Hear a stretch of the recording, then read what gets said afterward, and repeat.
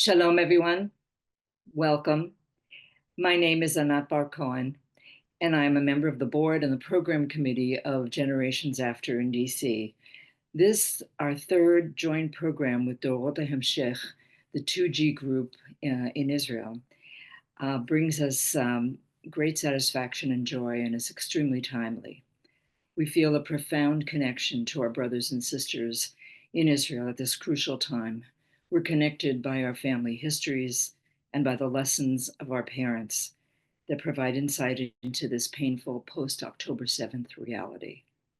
The hostages are always at the forefront of our minds, and with Pesach, the holiday of freedom from slavery and captivity, and Yom Ha'atzmaut and Yom HaShoah just passed, our parents' stories of liberation and the struggle to rebuild their lives could not be more relevant.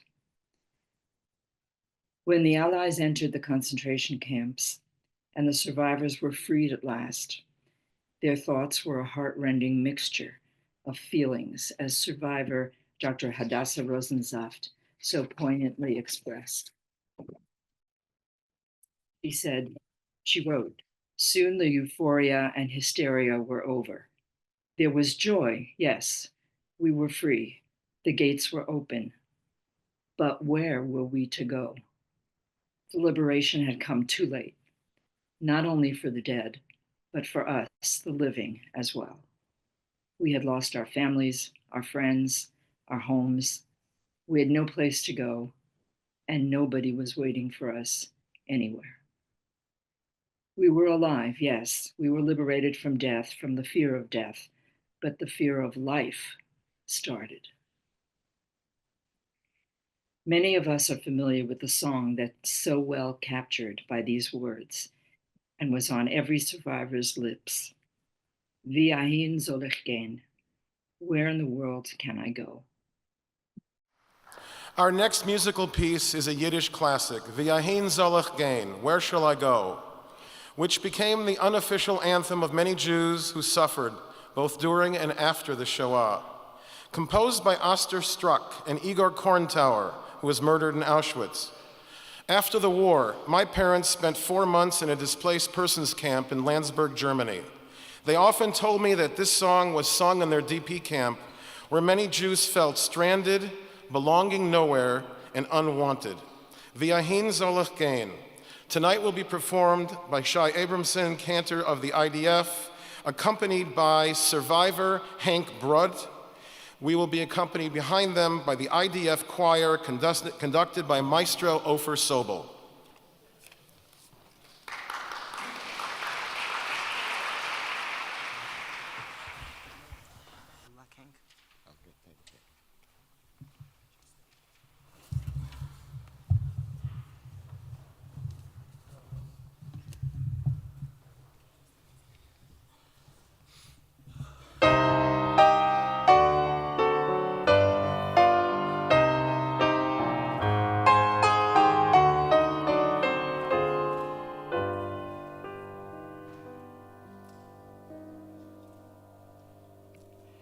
V'ahin zolech gein, where can helfer here?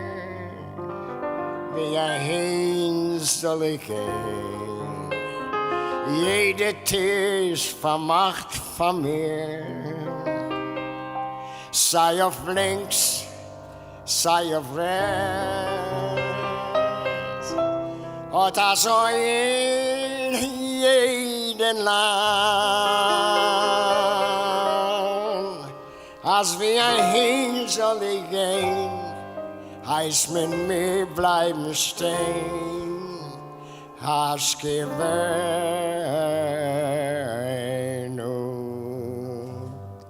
in Azor. Tell me, where can I go? There's no place I can see. Where to go, where to go? Every door is closed for me. To the left, to the right, it's the same in every land.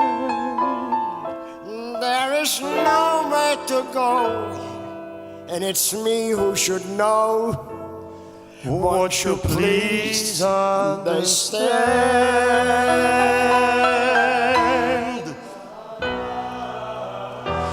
Wir hin soll ich gehen, wer kann entfernt mir?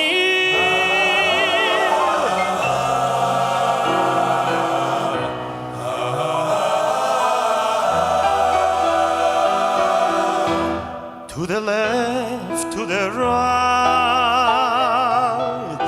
it's the same in every land. There is no place to go, and it's me who should know. Won't you please understand? Now I know where to go,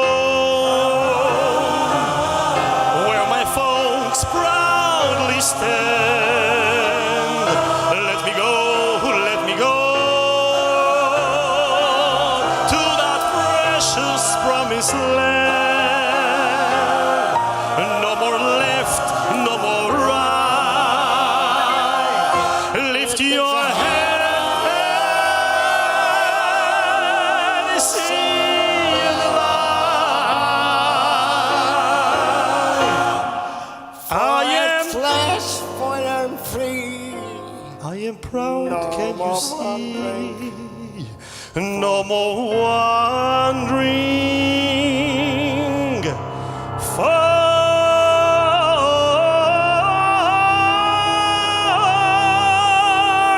you.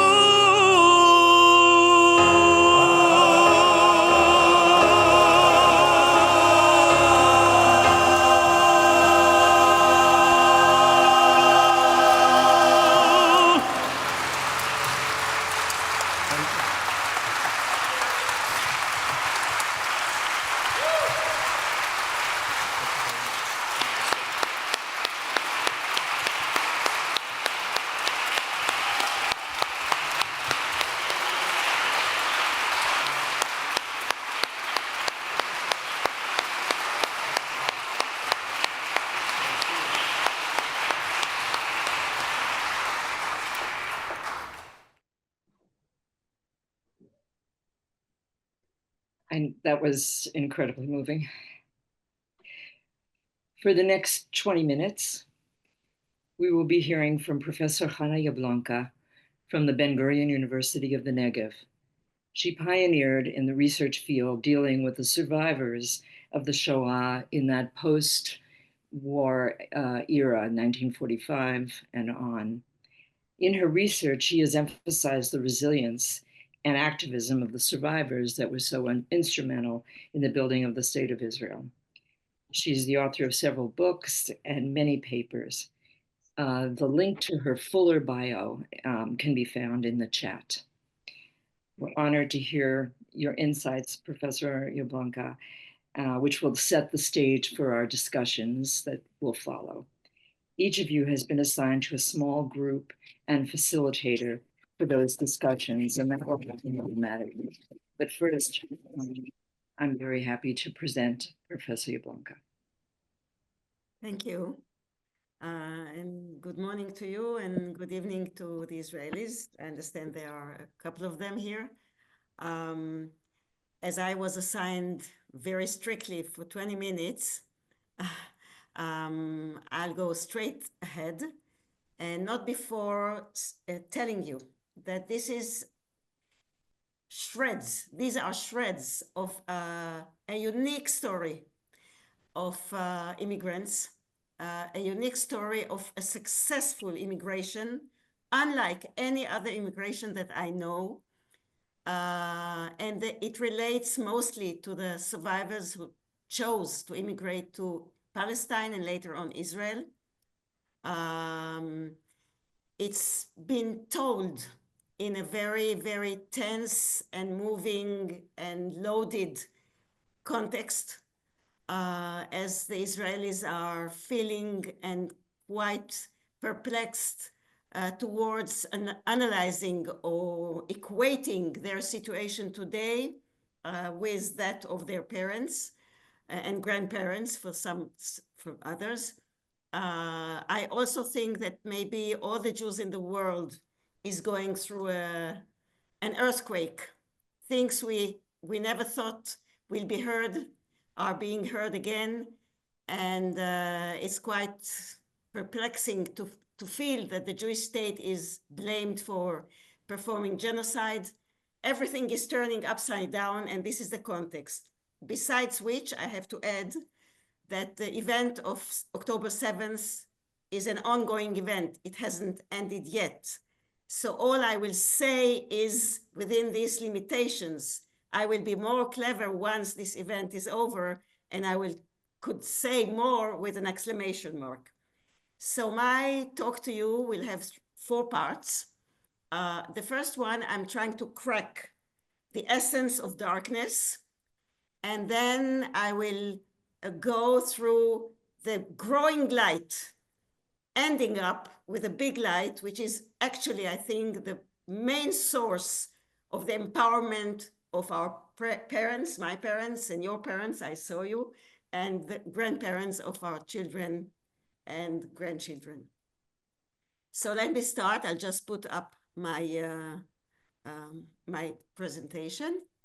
My first part deals with the essence of darkness, trying to crack what really was there in the Holocaust that made it such a dark chapter in the history of humankind. And I will start with a motto by Viktor Frankl. In the camp, losing actually all his family, his wife, his parents, all his sisters and brothers except one sister, he wrote the following text. Just a minute. Okay, I just wanted to enlarge the screen. We didn't have to be ashamed in our tears, as tears testified that man is gifted with the greatest, with the utmost fortitude, the courage to suffer. Only very few understood this. This will be actually a kind of a motto that will underline all my talk today, using the suffering, using the eyes of the beholder, looking in the eyes of the suffering, which is the biggest culture, biggest courage, actually not running away from reality. You will see it on all kinds of variations. You will not get out of the suffering unless you look it in the eye. And those who looked it in the eyes cried, but they looked it in the eyes and saw what they have to deal with. So now this is the texture of the suffering in the Shoah. And every and each element of those can be equated and can be found in the events of October 7th and what followed. First of all, it's the fact that it has a 4-folded face. It is a personal disaster. It is a familial disaster. It is a communal disaster. It's a national disaster. All of those happened on October 7th. I had not personally, but people spoke as what happened to them personally, what happened to their families. We know of many families who were murdered, the whole family. Communities were destroyed, lost, wiped up from the face of the earth. And of course, the national disaster, which is the Israeli disaster, as well as the impact it has on the diaspora Jews. Then, of course, there's the bereavement, which goes with every big disaster. And there and here, there was a big aspect of humiliation because the IDF never came. People were helpless, really helpless at the situation of October 7th, as our parents were during the Holocaust. Misunderstanding of the event. It took days to try and make sense of what happened. How could this have happened to us when our slogan was never again? And so it happened again. And of course, an extreme, profound, ongoing suffering. In the Shoah, it was 6 years. We are going towards the second year, or the third year, actually, of the disaster of October 7th. And one of the strongest feeling in that suffering was the neglect. Actually, nobody came to help. And if we watch today, actually the event in the eyes of the world, the event of October 7th has been wiped up. Nobody remembers it. The whole discourse is about what is going on in Gaza. It should be discussed, but not forgotten, our plight. And then, of course, there's physical torture, losing faith in all the values that we as Israelis, I was born in Israel, and I know what I was grown on, the values that my parents gave me and my country gave me, my educational system gave me. All those are today put to the test in Israel of today: democracy, solidarity, etc. So these are actually the particles that makes the texture of suffering. And I would like also to follow this with two pictures showing you what is the difference between the joy of victory and the end of the Shoah, whenever that happened over the years 44 and 45. This is a picture on the roof of the Big Ben in London, May 8th, 1945. You could see people well-dressed, well-fed, and the joy is pouring from their faces. And they, of course, use Churchill's gift to the world. They are happy. It's the end. It's the end of the war. They know that a bright future is ahead of them, building up, returning back to reality. And this is on the same day at the Abenze camp. All the people you see here in the picture are young people. They show all the icons, you know, the barbed wire and the pajamas, and they show the numbers on their arms. Very young people, none of them is even smiling, which shows you this discrepancy between the end of Second World War for the other nations and what we mean at the end of the Shoah. Actually, for many survivors, this was the harshest day of their lives. I've read thousands of testimonies, and they describe the day of liberation, so-called, as the hardest days of their lives. Now, there is one motto that I want to share with you as a thesis of what I think today is running away from the area of denial. And so tells us Martin Buber, one of the greatest philosophers of Jews.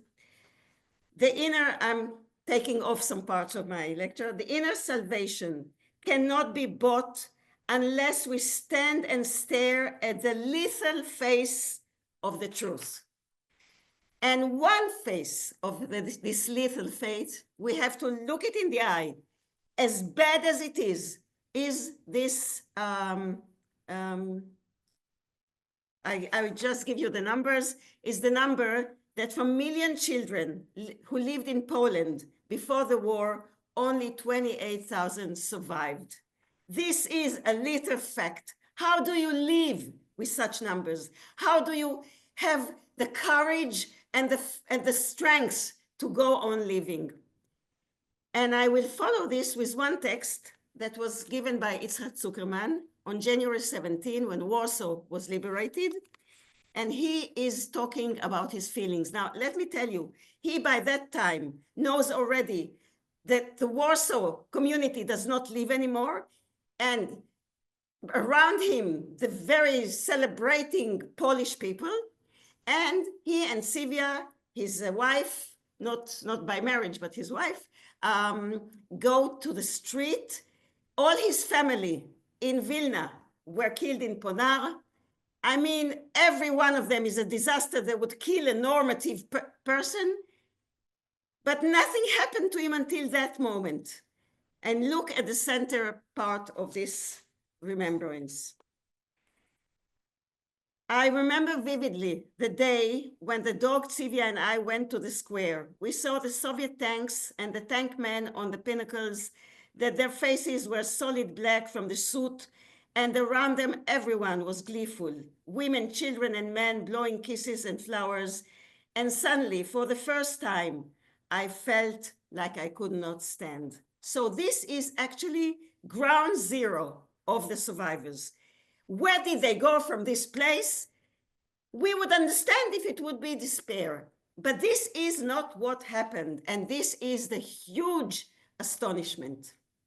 So the point in time is not any particular date. It actually starts in February of 1944 and ends somewhere in 1953, as the Russian soldiers are moving from the west to the east and liberate the Jews on the way.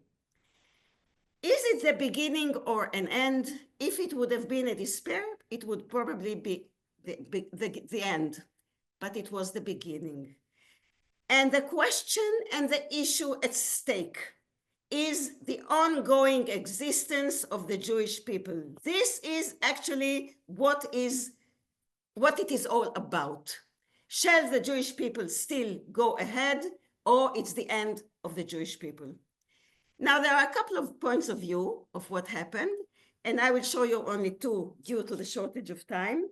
One of them is the Jewish tragedy through other eyes. The first one is how the Jews saw it. Each and every one of them felt as if he is the last Jew on earth.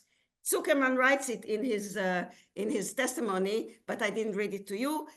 Let's look how the Jewish tragedy is reflected through the eyes of Jackson, who was a prosecutor at the Nuremberg trial. Of the 9,600,000 Jews who lived in Nazi-dominated Europe, 60% are authoritatively estimated to have perished. 5,700,000 Jews are missing. That's the word he chose to use. From the countries in which they formerly lived, and over 4.5 million cannot be accounted for by the normal death rate nor by immigration. And that sums up very quickly the point zero, which leads us to the beginning of the light. By the end of 1944, Lublin was the temporary capital city in Poland, and the Jews who were left in Poland, and I will give you the number in a second, started together looking for each other, not to feel so lonely. From the 3.5 million Jews in Poland, by the time the war ended, there were 60,000 Jews, and that's it. Some 200,000 Jews followed. These were Polish Jews who escaped to Russia, and they started to come back over time. But at that time, there were 60,000 Jews out of 3.5 million. I cannot imagine what that might have been the feeling. And they had three questions. They were having a kind of, the historians called it a seminar. Of this seminar, three questions arose. One, is the whole world really against us? Which is a very, very disturbing thought. The second one is, should we now pack and try and go, we don't know how yet, but to go to Palestine? This is our dreamland. And the third question was the revenge. And I want to tell you that in his answers, which I'm going to show you in a second, Yitzhak Zuckerman became actually the leader of the survivors, because his answers are so impressive and so powerful and so something we should learn from, that I have to show you how history sided by him, although history, of course, is a kind of a writing in retrospect, but he was a leader. So here are his questions. The first one, is really the whole world against us? To exterminate 100 Jews, it was enough to have one Polish traitor. But to save one Jew, you had sometimes to recruit 10 good Poles. The meaning of which is that I cannot but consider the fact that there were also Polish people, though not too many, who risked their lives in order to save Jews. Of course, not only Polish, but that's all he knew. Let me tell you that hearing such a sentence in 1944, as the Shoah is unfolding in front of his eyes, and to be so particular and so cautious in blaming, not blaming, trying to find that there is still humanity existing in our story is something unbelievable. This is something that is unbelievable. I wish I would see more of this in the discourse in the country where I live. The second question is Israel or Palestine. Second issue, which I kept within me for the time being, the possibility that many Jews will return from the USSR. We need to prepare a Jewish force to absorb and organize them and direct them to Eretz Israel. This is not the time to leave Poland. It was his life dream to leave Poland to Palestine. He even started it at the beginning of the war, and then he came back. And he gave up his dream because he understood that the community needs somebody to give it a flag, to give it a dream, to give it a vision. And he was there, and he stayed against his own will, and he hugged them, and he shared with the Jews their fate. And not only that, he taught them to accept those who came and share with them their fate. So he committed and performed a community with solidarity and with leadership. And as to revenge, he said, revenge is not an agenda for rehabilitation. We should educate our children and youth and adults. Will work toward positive actions. Survivors of the Holocaust never revenged. This is, for me, the pivotal issue. They didn't spend energy in revenging. They only put all their time and potential into rebuilding, not actually dirtying their souls and hands in doing what their enemies did. Now, wow, okay. I have to go very, at the end of the war, that is January of 1945, he put this emblem in the sewers where some of the survivors from the Warsaw Ghetto came out. It is the letter B in Hebrew. This is the first letter of the Bible, which says Bereshit. And the word Bereshit is the word he chose to put there. He didn't depend on God, not bara Elohim, only Bereshit with an olive oil flower.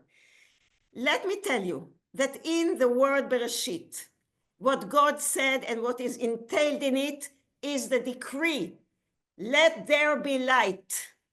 I mean, there is no light after darkness. You have to take out the light out of the darkness, as is the story of Bereshit. 500, more than 500,000, 500,000 survivors immigrated to Israel. And I will only go, I know I'm at the end of my lecture, so I will skip this part, and I will go to the last part. Of course, I have to mention that one of the ways to get back to life was having children. Some of you, or many of you, or maybe all of you, are those children that were born. The Jews in the DP camps were the world champions in birth. They had 38 kids for every 1,000 people, which was number one, and it's the age of the baby boomers. In a minute, like in 1 year, they performed all these judicial committees and culture and kindergarten, and then they immigrated to the state of Israel. They actually built the first Holocaust museum in the whole world. This is the Ghetto Fighters Museum. It's a museum that was born from grassroots, not as a decision from upstairs, because they felt that they have to take care of the story and documentation, and they did. Now, I want to show you and go very quickly to the last, on light and brightness. I have to center on that. There is nothing in the world that might help man to overcome even the worst, like the knowledge there is a meaning to his life. We can find this meaning in three ways, and these were the survivors. Doing a deed that was their choice to keep on living and to rebuild their lives. The second, experiencing a worthy event, and this worthy event was the creation of the State of Israel. This was the revenge of the revival. And the last one is in suffering. Now you may ask me, how is suffering really an empowering force? Suffering is an empowering force because it's the height of empowering force, because this is the dialogue you make with yourself as a private person. What can I do with the evil that was done to me? Shall I be evil again, or shall I rise above it and be a model of values and humanity? And so does Esther Miron tell us, and this is the last thing I'm going to show you, in her speech at Yad Vashem in 2017 as the speaker for all the survivors. Now reaching the third age of my life, I see my survival as a huge privilege, bearing serious responsibility. Well, the Holocaust is not a privilege. The Holocaust is basically and always a responsibility. For us, the people who went through it, it is responsibility to be a model of humanity and humanism. It is an absolute must to work together in order to maintain a society of equalitarian, human, and Jewish values. Look at the order. So we can hand over the torch to those who perished there, to the next generation, that when the time comes, we can tell our beloved ones, that's a mistake, in heaven, that we justified our survival. I will finish with two pictures of my own parents. This is a lovely sentence said by Alona Frenkel. She said, "It's not that I was sure of a happy end, but I never gave up my faith in the possibility of happy end." And these are two pictures. This is my father. My parents went back after the Holocaust to study, and they finished their medical studies. And as you can see on the right picture, my father immigrated before my mother.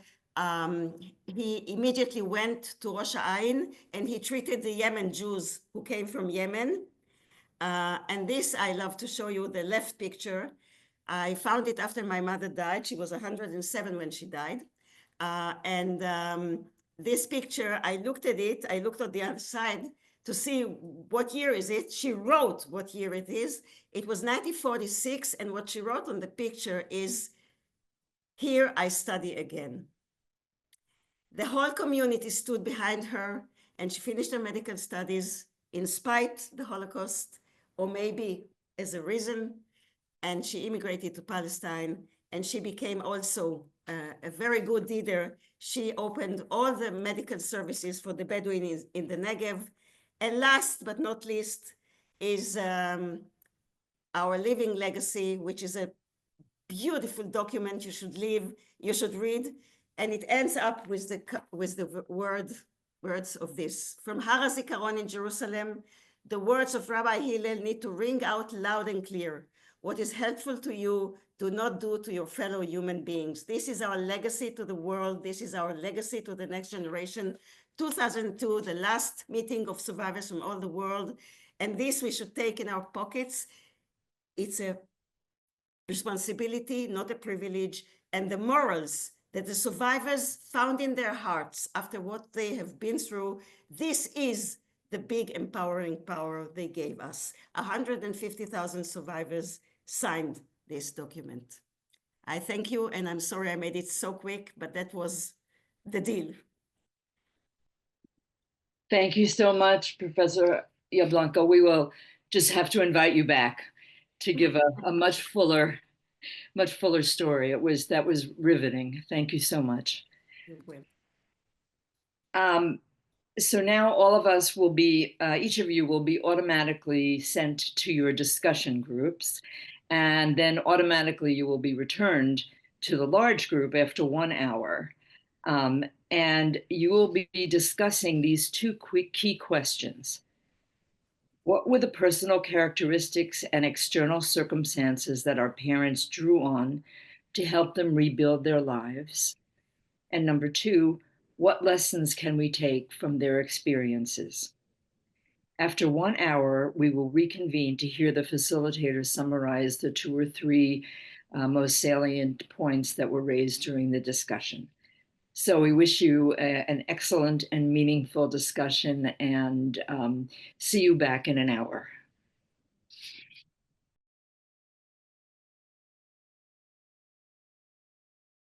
My name is Irene, and I'd like to welcome you all back from your small group discussions.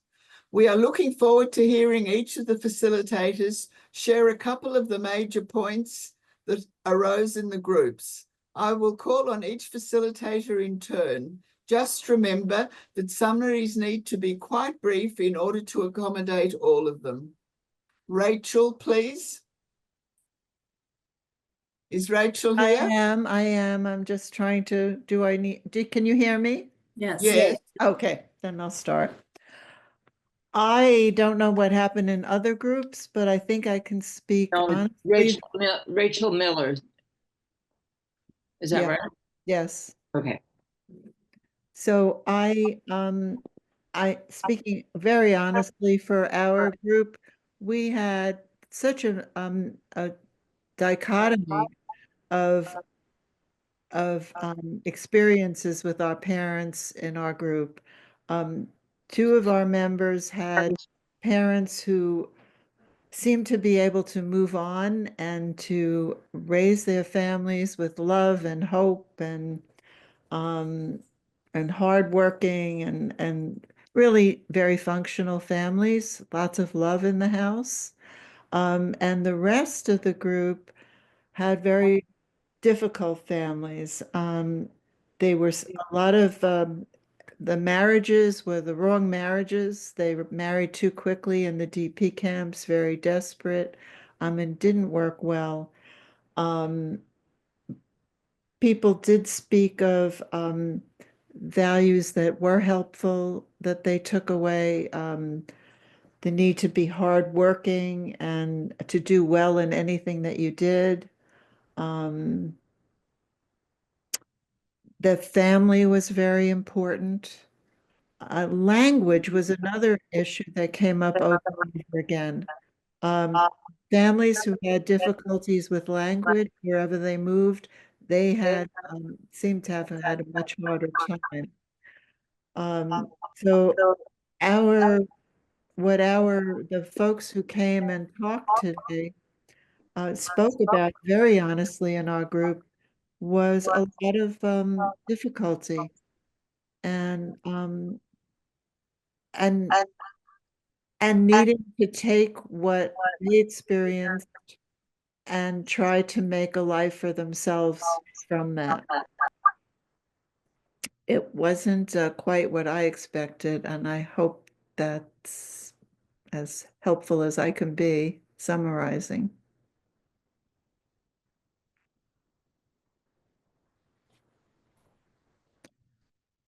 I'm not sure who's next. Oh, there we go. Esty? Irene, please unmute.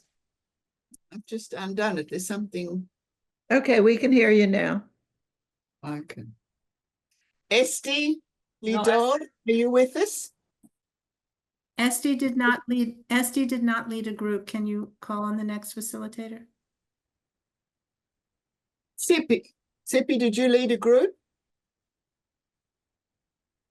Wait a minute, you're muted, Sippy. Sippy? Yeah, I'm here. Yeah, I'm here. Well, most of the participants in my room were talking about their parents as role models, and that was very nice to hear. Although they were damaged people, but they were hard workers, optimistic people, and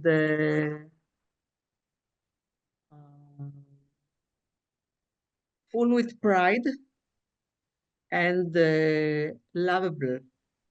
I mean, they were loved by others and they loved their children. They believed in hard working, and that kept them alive and progressing. One of the participants talked about approaching Judaism that was after the war that gave them strength. And the most of the topics in the room were talking about people that wanted to renew their lives and working hard and be part of the communities that they lived in. That was everything. Yeah. Okay, thank you very much, Tzipi. Anne-Marie, are you with us? Did you have a group? Yes, I am here. No, not me. That's not. You are in the middle. Okay. But I'm here. And I can. Did you have a group? I'm sorry. Yes, I did. I did. Good. So could you tell us about that, please? Yes, we also had a range of responses. Some people's parents really had significant trauma responses after the war that made life very difficult. But even in those situations, there were factors that helped them form a new life and move on after the war. It was interesting. One topic that came up, or one factor that came up, was youth, that those people whose parents were quite young, teens, early 20s, at the end of the war, seemed to be able to hold on to that feeling of starting a new life, looking for a family, making a new world for themselves. People whose parents were somewhat older had a more difficult time. But the factor that seemed to be the most unifying, and I'm sure other groups talked about this too, was family and friendships, that forming a community, whether it was the family who survived or a new community of people who had come from the same part of the world, spoke the same language, was extremely important and helpful in forming a new life. And of course, children as well. So individual qualities included having a sense of humor, which seemed to be life-saving for many people. And one interesting discussion was about the differences between the American and Israeli experience of being survivors in a new world. And I wish we'd had a couple more hours to talk about that, because there were some differences and some similarities. But overall, I thank the group. It was really a good discussion, and one that I hope will continue. Thank you, Anne-Marie. Margalit, it's your turn. Did you have a group? I had a group. We were 3 facilitators and 2 participants, and we facilitated ourselves. So it was very interesting. As for the Would you call all chiefs and no Indians? Who was the third? Who was the third? Esti was with me and Laila was with me. Laila. And 2 participants, both of them from Israel. But still, I think for the first question, many things came under the umbrella, if I may, of the word hope. What helped people survive, come back to life, was the hope to see their families again, the hope to bring children, the hope to belong again, to have a community again, to have a country. The word faith came up. People who had faith. This was not mentioned before, that's why I'm mentioning it. To have faith, help people come back to life. And we discussed a lot the thing about the lessons that we can learn. And of course, the word comparison to what's happening now comes up. Even if you don't compare, the words that came up very often were resilience and determination. And we can take that with us from the trauma even now. The instinct to survive, simply to live. And the instinct to survive, we can take with us. We have to survive. We have to go on. Of course, the word hope will come back again. To accept reality. And if you accept reality, you will rebuild. You have to rebuild. The feeling that we can survive everything, even though it's very hard and difficult and whatever. And an inner feeling that you have to keep going. I think that's enough for now. Thank you very much, Margalit. Esther? Do we have an Esther in the house? Yeah, we have two. Yeah. You have two. Esther. My Esther, yes, good. We just chatted. We also talked about choosing life and the desire for survival and how important that was. In our group, several of us had parents who survived with siblings or family members. One was with a parent, the other with siblings, and how important that was to have family with you during the war and after the war to help you rebuild. One of the things that came up was a desire to get as far away from Europe as possible. And nobody's mentioned that yet, but that came up in our discussion. And we also mentioned that our parents networked with other survivors and how helpful that was. And I'm going to leave it short and to the point. That's it? Okay. Is Pamela here? Yes, I am here. Is so many? I'm sorry. Okay. That's okay. I know there are lots of names on here, but I am here, and we had a pretty small group, but we had some themes. Some have already been mentioned, the importance of family, and we talked about the importance of family through the survival itself, but also the importance of the message of family that was sent down through the generations. Wanting to start again, give more to your children than you had, kind of that theme. Resilience is something that I know at least one other person already mentioned. We talked about that a lot.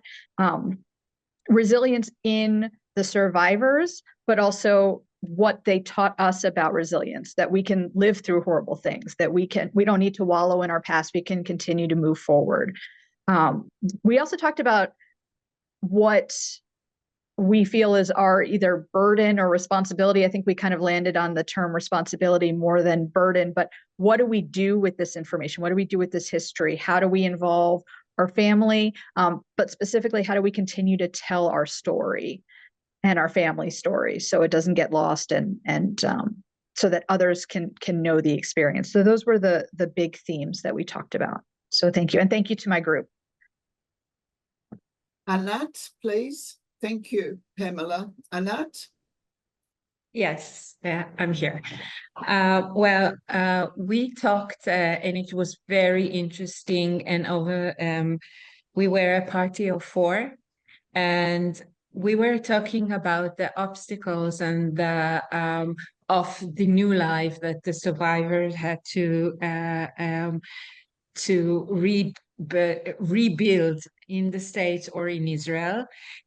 We spoke about the family and the reason to live for these siblings that were survived, and moving to a democratic state, whether it's the United States or Israel, as going far away from the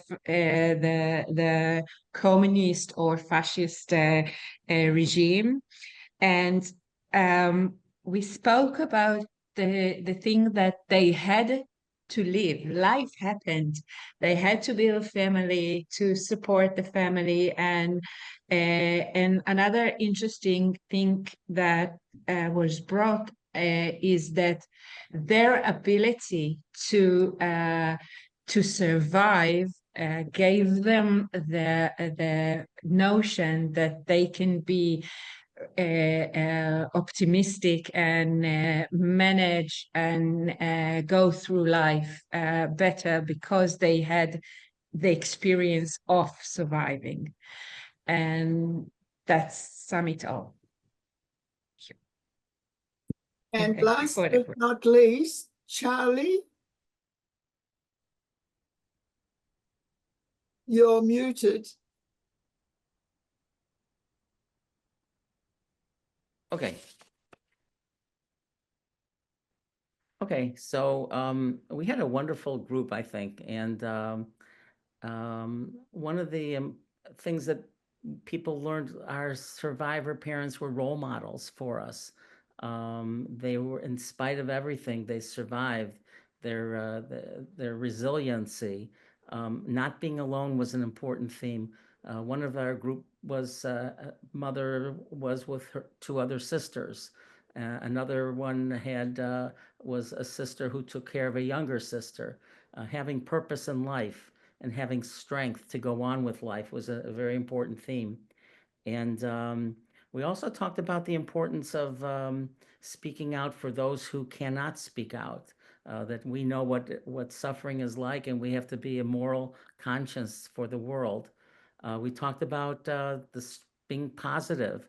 In spite, life is difficult, but the survivors are role models, and we keep going. Life is strong, and and also, I guess, very importantly, we have to enjoy life.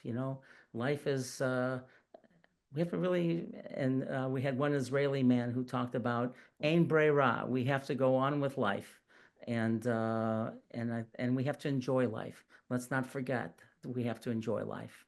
So I think in a nutshell, that was it. It was very similar to what others have been saying.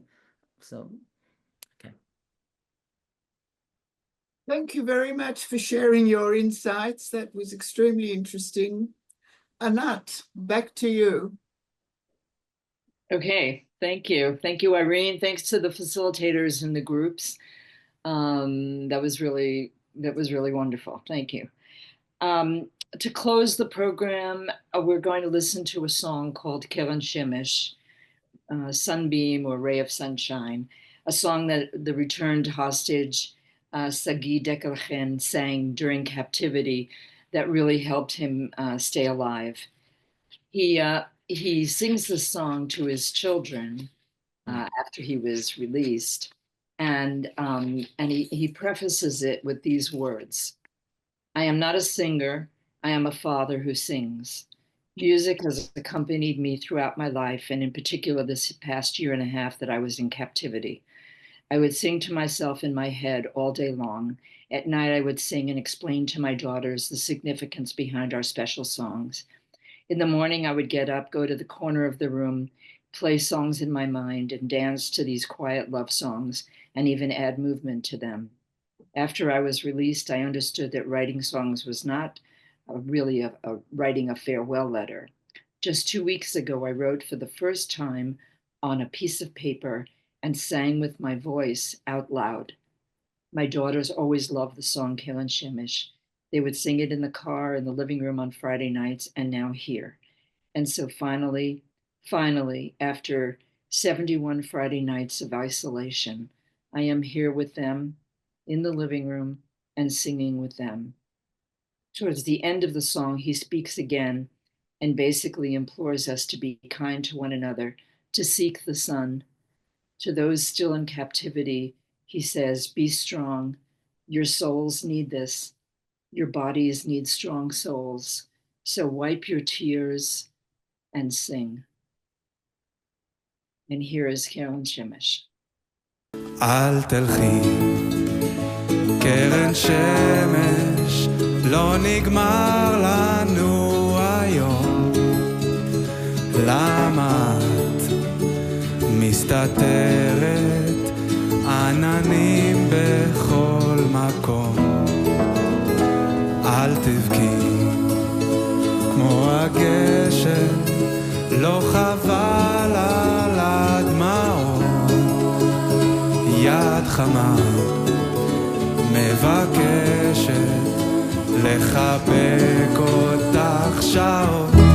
שים שירים שאת אוהבת, אתן לך יום להירגע. אני נגנב שאת צוחקת ככה אליי.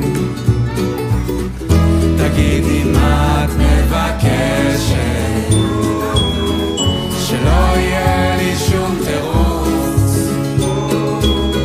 כשאין מילים את מתרגשת ככה אליי. תחייכי, זה יפה לך, זה עושה לי את היום. אם פתאום את נרדמת, תחייכי גם בחלום. מטוסים בשמיים, אנשים על רכבות. אל תבכי, קרן שמש, זה הזמן שלך לחיות. אשים שירים שאת אוהבת, אתן לך יום להירגע. אני נגנב שאת צוחקת ככה אליי. תגידי מה את מבקשת, שלא יהיה לי שום תירוץ. שאין מילים את מתרגשת ככה אליי. אל תבכי קרן שמש, קחי לך בית אחרון. איך תמיד את אומרת, ניפגש עם אור ראשון. השיר הוא קודם כל שיר אהבה. עבורי מילי היא קרן השמש כבר כמעט 21 שנה.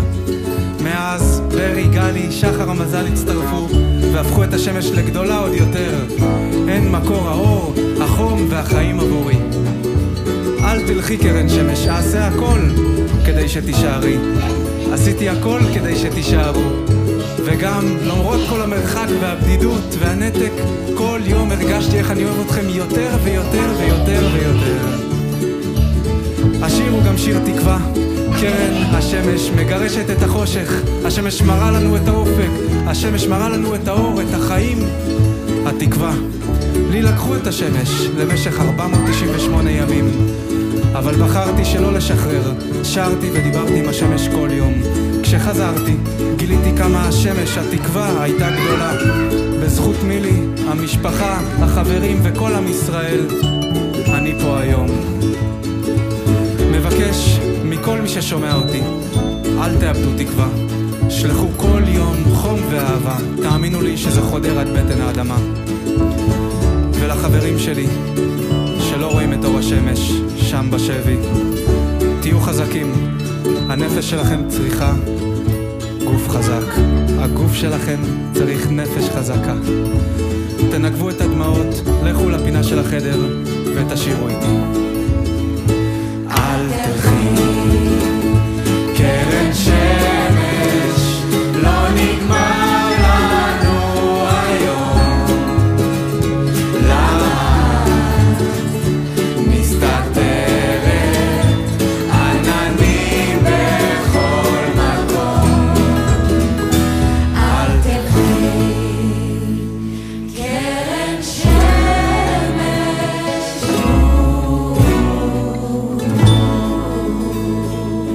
אל תלכי. On behalf of all of us, I want to thank Professor Jablonka and our breakout room facilitators and the planning committee of Dorot Sheikh and the generations after. and our tech people, Lynn Feldman from Teach the Shoah and Ephraim Katzir from Shin DC.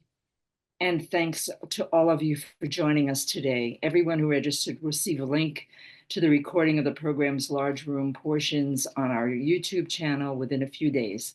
You'll also receive a short survey, and we would be very appreciative if you'd fill it out. It'll help us in planning our future programs. So thank you all again for participating today, and please enjoy the rest of your afternoon and evening. Leitraot. Bye.